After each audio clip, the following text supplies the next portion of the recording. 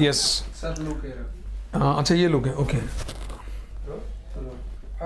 करण जी, आज हम सभी जानते हैं कि आज आप बॉलीवुड इंडस्ट्री में एक करण आनंद नाम से जाने जाते हैं, हर किसी को पता है। लेकिन हम अगर आपकी पिछली जर्नी से जाए, जब आप इलाहाबाद यूनिवर्सिटी से जब आप पढ़ाई करते थे, तब से लेके अब तक की जो जर्नी रही, कैसे देखते हैं आप अपने आप को और क्या महसूस करते हैं आज जब आप इस मुकाम पर पहुंचे?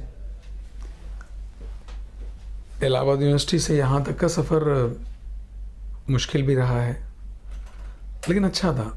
ऐसी कोई डिफ़िकल्टी मुझे फेस नहीं करनी पड़ी जो जनरली बॉम्बे में लोगों को होती है। मैं कहानियाँ सुना है एक्टरों से कि रोड पर सोए बड़ा पाव खाया, ऐसा कुछ नहीं हुआ मेरे साथ। ऊपर वाले भोले बाबा की बड़ी कृपा रही मुझ पे कि हमेशा मुझे काम मिलता गया, लोग मेरा साथ देते गए, लोगों ने बहुत सपोर्ट किया, मेरे काम को सराहा, मुझे इज्जत दी। वो ये मेरे साथ हमेशा हुआ है। तो अभी तो सफ़र शुरू हुआ है, अभी मकाम वगैरह तो खैर क्या कहना कि ऐसा कोई बहुत ग्रेट अचीवमेंट नहीं है। लेकिन हाँ, जो भी फिल्में की हैं वो बड़ी पिक्चरें हैं, अच्छी पिक्चरें हैं, सुपरहिट फिल्में हैं, तो इस नाते रिकग्निशन भी मिल जाती है। क्योंकि जब कोई फिल्म हिट होती है तो उसके हर कैरेक्टर को रिकग्निशन मिलती है, वो चाहे गुंडे का दत्ता हो या चाहे किक का अनिल सिंह हो या बेबी फिल्म का जमाल हो या कैलेंडर गर्ल का पलाश हो। तो हर कैरेक्टर ने का एक डिफरेंट शेड रहा है और उसकी वजह से। लेकिन जो सबसे ज़्यादा मुझे फ़ायदा हुआ है वो बेबी से हुआ है। वो मेरी ज़िंदगी की एक बड़ी खूबसूरत फिल्म है और जो आई एम लकी कि मैं उस फिल्म का पार्ट हूँ और वो फिल्म आज ऑस्कर की लाइब्रेरी में है तो है। और अभी मैं बहुत अच्छे अच्छे डायरेक्टर्स से मिल रहा हूँ, मेरी मीटिंग्स चल रही। बीच में बेबी के बाद मुझे कुछ फिल्मों का ऑफ़र आया लेकिन मैंने एक्सेप्ट नहीं किया क्योंकि मैं वो 3, 4, 6 सीन वाले रोल नहीं करना चाहता, कुछ सब्सटेंशियल रोल करना चाहता हूँ, कुछ लीड के रोल करना चाहता हूँ जो हर एक्टर का सपना होता है। तो मैं भी वो कर रहा हूँ और होपफुली मैं सक्सेसफुल हो जाऊँगा क्योंकि जिस तरह से बातें चल रही हैं और बड़े अच्छे डायरेक्टर से मिल रहा हूँ, वो लोग मुझे अप्रिशिएट करें तो मुझे काम मिल जाएगा। जी बिल्कुल। हम माने कि जब आप नेशनल स्कूल ड्रामा में थे, आप रेपेट्री में था मैं, नेशनल स्कूल ड्रामा रेपेट्री में था मैं। हाँ तब रेपेट्री से में। आपने डिसाइड किया था कि मुझे एक्टिंग लाइन? अरे भैया मैंने डिसाइड बचपन से किया था। अच्छा, एज क्या थी अगर मतलब अगर मैं कहूँ तो मैं 8-10 साल का रहा हूँगा तब से मैं ड्रामे करता हूँ, थिएटर में तब से कर रहा हूँ। मैं तब से सिर्फ एक्टर ही बनना चाहता था और कुछ बनना ही नहीं चाहता था। तो दूसरा कोई ऑप्शन ही नहीं था मेरे पास एक्टिंग के अलावा, मुझे एक्टर ही बनना था। वहाँ का अगर आप एक्सपीरियंस हमारे व्यूअर्स को बता सकें जब आप ड्रामा करते थे इलाहाबाद में। थिएटर इलाहाबाद से। हाँ, वहाँ का एक्सपीरियंस ये था कि ड्रामा करके हमें तो खुशी मिलती थी लेकिन मेरे घर वालों को और खुशी नहीं मिलती थी। वो नहीं चाहते थे कि मैं एक्टिंग करूं। मैंने इंजीनियरिंग का प्री एंट्रेंस एग्ज़ाम भी क्वालिफाई किया था, कुछ समय जाके इंजीनियरिंग की पढ़ाई भी की थी, फिर मैं छोड़ के भाग आया क्योंकि वो नहीं चाहते थे मैं एक्टर बनूं। अब खुश हैं वो अलग बात है। हाँ, वो चूँकि इलाहाबाद शहर बहुत खूबसूरत है लेकिन थोड़ा सा उसका अपना एक मिजाज है, अपना एक लहजा है, तरीका है, तो वो भी मुझे एक्सेप्ट नहीं कर पा रहे थे कि मैं एक्टर हूँ। तो वो मजाक उड़ाते थे लेकिन वो मजाक शायद मेरे अंदर आग भरता था, मेरे अंदर एक फ्रस्ट्रेशन भरता था कि अच्छा चलो लेट मी प्रूफ। उसने मुझे पॉजिटिविटी की तरफ ही ढकेला। खैर मैं आज वही दोस्त मिलते हैं, वो दोस्त बड़ा अप्रिशिएट करते हैं, खुश होते हैं, लोगों को बताते हैं कि करण मेरा दोस्त है, तो मुझे कोई शिकायत नहीं है उनसे। देन मुंबई कैसे आना हुआ, फिर वो कैसी रही जर्नी, अब कब डिसाइड किया? मुंबई आना एक्चुअली इत्तेफाक नहीं था, एक्टिंग करनी थी तो मुंबई ही आना था। लेकिन मदर फादर से के साथ 1.5 साल मुझे जद्दोजहद करनी पड़ी कि मुझे बॉम्बे जाना है। They was not ready to send me, but finally कुछ ऐसे वो पर्सनल कुछ ऐसी चीज़ें हुई, कुछ इस तरह के हादसे हुए कि उनको लगा कि शायद ये लड़का कुछ और कर जाए। मतलब इनफैक्ट मैं कहूँ मेरे कुछ झगड़े हो गए कुछ लोगों से वहाँ पे और जो बहुत सीरियस नोट पर थे, तो उनको लगा कि कहीं एक क्राइम ना हो जाए इसके हाथ से, तो शायद वो एक बहाना बना आने का, और मैं यहाँ आज आपके सामने हूँ। देन उसके बाद आपने टीवी की दुनिया में डेब्यू किया? हाँ, टीवी किया मैंने। पहले मैंने चित्तौड़ की रानी से पहले मैंने एपिसोडिक भी 2-3 शो किए थे, लेकिन वहाँ पर ऐसा कुछ था नहीं तो वो बताने लायक भी नहीं है। और उसके बाद जो मेन प्रॉपर और लीड का रोल था वो चित्तौड़ की रानी का था, चित्तौड़ की रानी पद्मिनी का जौहर। वो शो एक्चुअली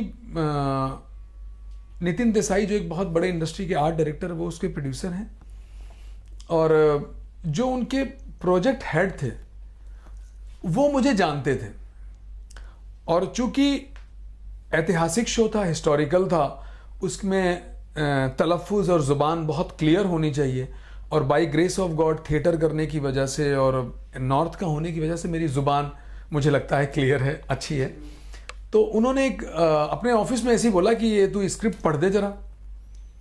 तो मैंने जब पढ़ना शुरू किया तो वो बड़े अवाक रह गए, बोले संडे हम तुम्हारा ऑडिशन कर रहे हैं। तो ऑडिशन पे जब गया तो मैंने जब बोलना शुरू किया, उसके बाद उन्होंने कहा कि लो सोर्ट्स भी चलाओ। लकली मैं एक चीज़ और मेंशन करना चाहूँगा, मैं मार्शल आर्ट में ब्लैक बेल्ट हूँ। तो जब तलवारबाजी उन्होंने चुनी तो वो मेरे मार्शल आर्ट का पार्ट था, मैंने वो भी कर दिया। टीनू वर्मा जी से मैंने हॉर्स राइडिंग भी सीखी थी यूं ही। उन्होंने बोला घोड़ा चीज चलाना पड़ेगा इसमें, बिकॉज यार रोल ऐसा है आपका, घोड़ा चलाना आता है। मैंने बोला जी घोड़ा मंगाइए। घोड़ा मंगाया और मैंने जो एड लगाई और जो भागना शुरू किया तो बोले ये मेरा चेतन राघव है। उन्होंने वही लोकेशन पे डिसाइड किया और फिर इस तरह से चेतन राघव के रूप में मैं लोगों के सामने था, और जो बहुत अप्रिशिएट हुआ, जो बहुत पसंद किया गया। अनफॉर्चुनेटली वो शो चूंकि हिस्टोरिकल था, उसकी अपनी लिमिटेशंस थी। 104 एपिसोड में वो ख़त्म होना था, इसलिए वो उसका एग्रीमेंट भी शायद प्रोड्यूसर का उसी तरह से था, तो वो अपने टाइम पे ख़त्म हो गया। ये था।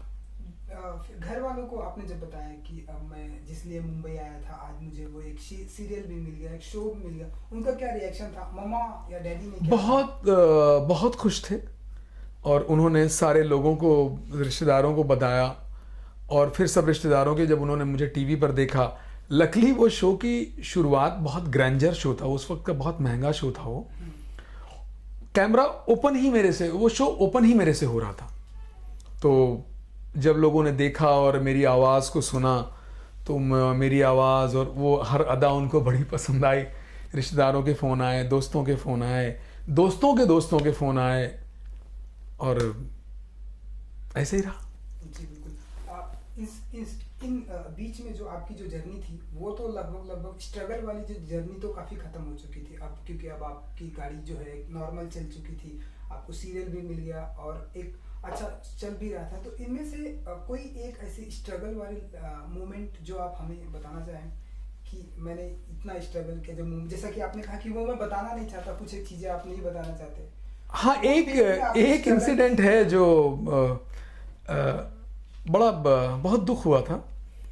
मैं किसी प्रोडक्शन हाउस का नाम नहीं लूँगा, आज वो प्रोडक्शन हाउस उस वक्त बहुत बड़ा था, अब ख़त्म हो गया है, और वो लोग पता नहीं कहाँ हैं, खैर गॉड ब्लेस हिम। मैं उनसे मिलने गया उनके ऑफिस में, तो उन्होंने सिक्योरिटी गार्ड बिठाया हुआ था और ऊपर उनका ऑफिस था। तो सिक्योरिटी गार्ड ने फ़ोन किया, एक नाम लेके मैं गया था कि फ़ला शख्स से जाके मिल लेना, कुछ भी किसी ने कहा था, वही कास्टिंग करते हैं। तो मैंने उन साहब का नाम लिया, मैंने बोला उनसे मिलना है मुझे। तो उन्होंने फ़ोन किया, बोला कि वो वॉचमैन ने फ़ोन किया जो था सिक्योरिटी गार्ड। फ़ोन पे बात क्या हुई मुझे पता नहीं, तो उसने वॉचमैन ने बोला कि उन्होंने कहा है कि वो अभी नहीं मिल सकते, और एक काम करिए आप किस लिए आए हैं? मैंने बोला मैं एक्टर हूँ भैया और एक्टिंग के लिए आया हूँ। तो बोले कि उन्होंने कहा कि फ़ोटो मेरे पास छोड़ जाइए, और जब वो होगा तो बता देंगे। तो ये बात मुझे इतनी एम्बैरेसिंग सी लगी कि मैं एक्टर हूँ और फिल्म इंडस्ट्री में काम करने आया हूँ, और एक वॉचमैन मेरी फ़ोटो चूज़ करेगा, या मैं वॉचमैन के पास अपनी फ़ोटो छोड़ूं। मैंने फ़ोटो नहीं दिया, लेकिन वो बात कहीं ना कहीं मेरे अंदर रह गई है, जो मैं आज शेयर कर रहा हूँ। आज तक मैंने कभी नहीं कहा था, तो बहुत तकलीफ़ हुई थी। मतलब कई दिनों तक मैं ऐसा लगा कि मैं कुछ गलत कर रहा हूँ, या किसी गलत फील्ड में आ गया हूँ, या मैं इस लायक नहीं हूँ। मुझे अपनी क्षमता पर डाउट होने लगा था। लेकिन उस इंसान से मुलाकात हुई आपकी कभी? नहीं हुई।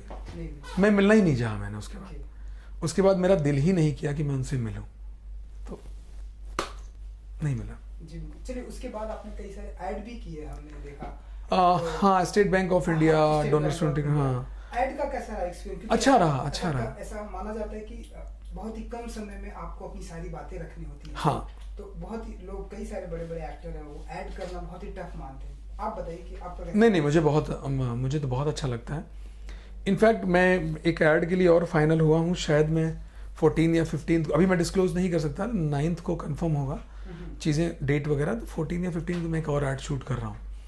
तो है ऐसा, और ऐड ऐसा कुछ नहीं है यार, एक्टिंग होती है, वो ऐड हो, फिल्म हो, कुछ नहीं। फिल्मों में हो या टेलीविज़न में, वहाँ डिटेल होता है, आपको वही बात डिटेल में कह सकते हो, ऐड में छोटे से उसमें कहना होता है, दैट्स इट। और एक्टर के लिए वो ऐड हो, सीरियल हो, फिल्म हो, सब सेम है। गुंडे से, अगर बॉलीवुड में बात की, आपने बॉलीवुड में एंट्री की गुंडे से। हाँ, गुंडे से तो मेरी वो शुरुआत। कैसे, ये गुंडे का काम कैसे मिला आपको? और ये गुंडे का एक वो भी स्टोरी है। एक मेरा एक शो आता था दूरदर्शन पर, कभी तो मिलके सब बोलो, उसमें मैं एक उस शो का मैं हीरो रहा हूँ, और वो शो बहुत पॉपुलर था, उसको बिहार गवर्नर से भी अवार्ड मिला है उस शो को मुझे। तो उस शो को देखकर एक रोल था दत्ता का, जो बड़ा इंपॉर्टेंट कैरेक्टर है उस फिल्म का, गुंडे का। उस रोल को देखकर कास्टिंग वालों ने चूज़ किया शायद, और फिर मुझे बुलाया गया और मुझे वो रोल ऑफर हुआ। बेबी के बारे में कुछ बताना चाहेंगे? अक्षय कुमार एंड यू, वो भी काफी फिट माने जाते हैं। हाँ। और आप भी काफी फिट है। आपने कहा कि मार्शल आर्ट आपने सीखा हाँ। है, घुड़सवारी की है, तो अगर उसके बारे में कुछ एक्सपीरियंस अक्षय कुमार के साथ का? आई एम लकी कि मैंने अक्षय कुमार सर के साथ काम किया। ही इज़ सुपरस्टार ऑफ हमारी हिंदी फिल्म इंडस्ट्री के हैं, और बहुत ही अच्छे इंसान। उनकी फिटनेस के बारे में तो मैं क्या कहूँ, पूरी दुनिया जानती है कि बहुत ही फिट और बहुत एक्टिव। उनके साथ मुझे सीखने को भी मिला, उनके साथ काम करके बहुत मज़ा आया। उन्होंने कभी मुझे एहसास नहीं कराया पूरी शूटिंग के दौरान कि मैं न्यू कमर हूँ, या बहुत अभी शुरुआत की है मैंने और मैं सुपरस्टार हूँ।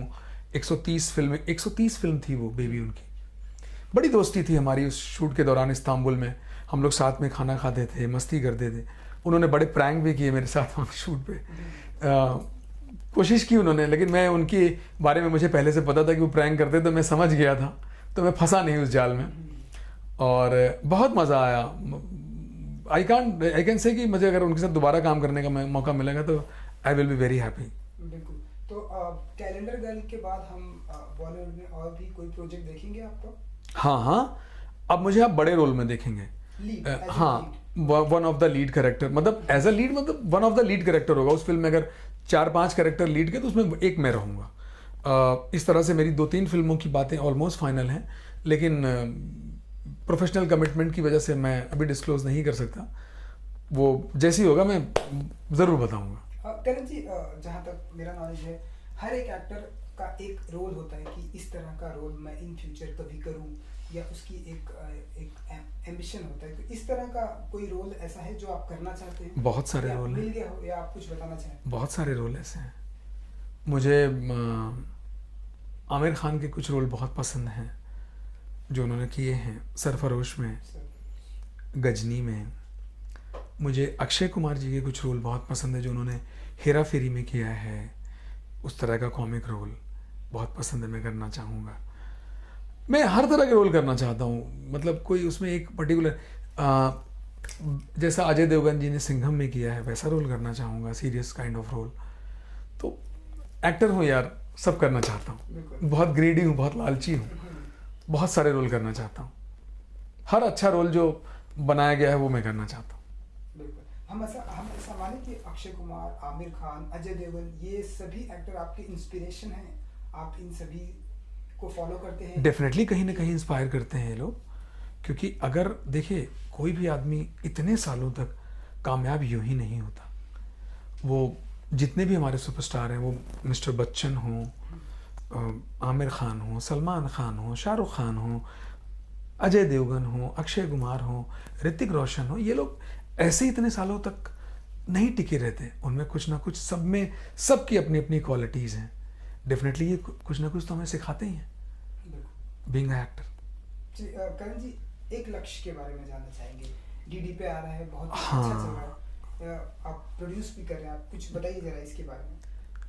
देखो दोस्त, एक टीवी का मेरा छोटा सा प्रोडक्शन हाउस है, ये उसमें दूसरा शो है। मैं हर बार कुछ इश्यूज बेस कुछ करना चाहता हूँ। जैसे मेरा पहला शो था, वो उसका मुद्दा था कि गवर्नमेंट करती सब कुछ है, लोगों तक पहुँचता नहीं है। ये जो शो है अभी एक लक्ष्य, ये पहली बार 30 साल की जब तक टेलीविज़न की जो हिस्ट्री है उसमें पहली बार कोई ऐसा शो है जिसमें ये कहा गया कि लड़कियां आर्मी में जानी चाहिए। उनके लिए भी उतनी ही स्पेस है आर्मी में जितनी लड़कों के लिए है, लेकिन हमारे समाज में ये एक्सेप्टेड नहीं है। हम अपनी माँ बहन को डॉक्टर, इंजीनियर, फैशन डिज़ाइनर तो बनाना चाहते, आर्मी में नहीं भेजना चाहते। ये बिल्कुल वैसा ही है कि भगत सिंह सबको चाहिए, लेकिन अपने घर में नहीं चाहिए, पड़ोसी के घर में चाहिए। तो मैं इस चीज़ को कहना चाहता हूं कि ये प्रोफेशन भी किसी भी प्रोफेशन से बेहतर है, नोबल है, प्राइड है, देश सेवा है, सब कुछ है इसमें। एट द सेम टाइम इज्जत बहुत है आपको। वर्दी जब आप पहनते, मैं मतलब जब मेरे शो में लड़कियां जब वर्दी पहन के खड़ी होती तो पहनती वो है, प्राउड मुझे होता है। इतना अच्छा लगता है कि मैं शब्दों में बयान नहीं कर सकता। अभी हम लोगों ने एक इवेंट किया था जिसमें हमने गोवा गवर्नर को हमारे गेस्ट ऑफ ऑनर बनाया था। उसमें हमने एक ओरिजिनल नेवी ऑफिसर को बुलाया था जिन्होंने ओबामा को सैल्यूट किया था और 26 जनवरी की परेड को लीड किया था। ली मेरिडियन में ये press conference, all India press conference रखी थी। उसके बाद पूरे देश में एक बहस शुरू हुई जिसका सबूत सोशल मीडिया पे अगर आप जाएं तो बहुत सारे यूट्यूब पर मिल जाएंगे। उसके बारे में बातें करते हुए लोग कि आर्मी में जानी चाहिए, आर्मी में नहीं, सबके अपने अपने व्यूज़ होते हैं। हमारा जो एक लक्ष्य का पेज है उस पर बहुत सारे लोगों के कमेंट्स हैं इन चीज़ों को लेके। तो मैंने एक पहल की है। अगर मैं इसमें 2% भी लड़कियों को मोटिवेट कर सका। कल ही मैं अपने सोशल मीडिया के पेज पर देख रहा था, एक लड़का है जो एनसीसी जिसने पास आउट किया है। इस शो को देख के वो बोल रहा है कि मैं आर्मी ज्वाइन करना चाहता हूँ और मैं पूरा प्रयास करने जा रहा हूँ, उसके लिए जो भी फॉर्मेलिटीज़ होगी मैं देख के मैं करूँगा। तो अगर मैं 100-200 लड़के लड़कियों को भी इंस्पायर कर सका तो मैं अपने मकसद में कामयाब हो जाऊँ। जी बिल्कुल। क्या फील करते हैं आप, जैसा कि आपने कहा कि सोशल नेटवर्किंग मीडिया पे देखा कि इस तरह से लड़के इंस्पायर्ड है और आना चाहते हैं? बहुत अच्छा लगता है यार कि आप अगर कुछ ऐसा करते हो और लोग उस चीज़ को फॉलो करते हैं या उसको अप्रिशिएट करते हैं या किसी भी तरह से उस चीज़ को अडॉप्ट करना चाहते हैं, तो ये तो मतलब आपका जो ड्रीम है, आप मतलब मैं अकेला ही चला था, लोग जुड़ते गए और कारवां बनता गया, तो ये वैसा है। तो मैंने तो एक पहल की है और भगवान करे कि ये एक कारवां बन जाए। बिल्कुल, मेरी पूरी कोशिश है वो।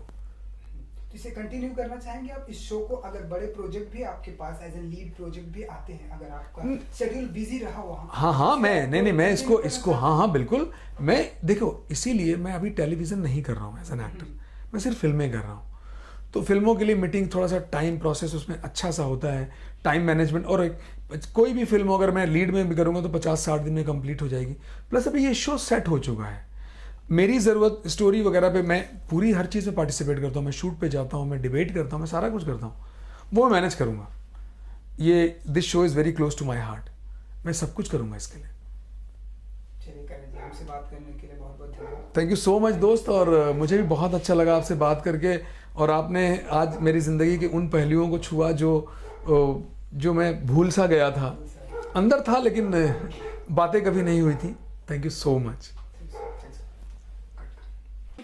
सलमान खान, क्योंकि जो मेरे बहुत ही ज़्यादा सीनियर फोटोग्राफर और ये रह चुके हैं, उन लोगों ने बोला है कि यार सलमान खान ऐसे बस ऐसे लकली वो आदमी बन गया है, ऐसा कोई नहीं कि हार्ड वर्क किया है उसको निकालने। वो सारे फोटोग्राफर के पास आया तो सूट बूट पहन के यार मुझे भी बना दे यार, मैं भी एक दिन एक्टर बनूंगा। लेकिन उस इंसान ने फिर हार्ड वर्क की, उसके बाद फिर आज यहाँ तक वो पहुंचा।